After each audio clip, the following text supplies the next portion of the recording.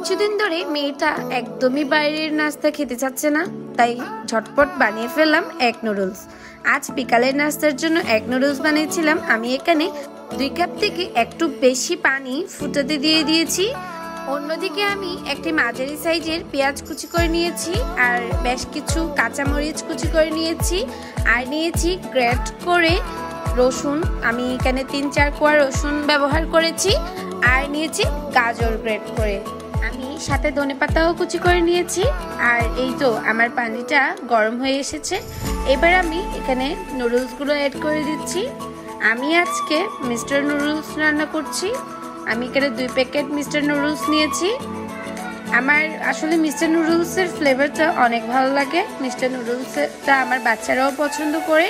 আমি একটি চামচের সাহায্যে একটু নেড়ে দিচ্ছি। স্টেনারের সাহায্যে আমি উঠিয়ে নিচ্ছি। আমার নুডলসগুলো সিদ্ধ হয়ে গিয়েছে। আমি এখানে একটি প্যান নিয়ে নিয়েছি, পর্যাপ্ত পরিমাণ তেল দিয়ে দিয়েছি, আর নিয়ে নিয়েছি 2টা এগ।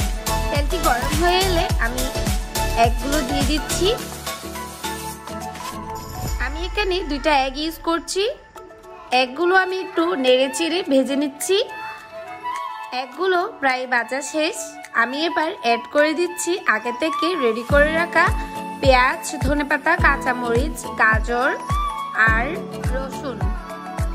আমি ওগুলো ভালো করে একটু নেড়ে চেড়ে ভেজে নিব। এবার দিয়ে দিচ্ছি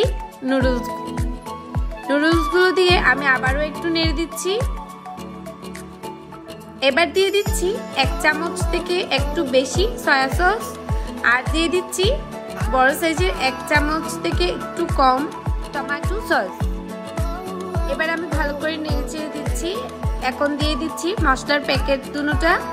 আমি যেহেতু এখানে 2 প্যাকেট নুডলস রান্না করছি, আমি এখানে 2 প্যাকেটের নুডলসের মশলা দিয়ে আজকে এগ নুডলসটা বানিয়েছি। এই তো আমার নুডলস রেডি হয়ে গিয়েছে। Thanks for watching. আল্লাহ হাফেজ।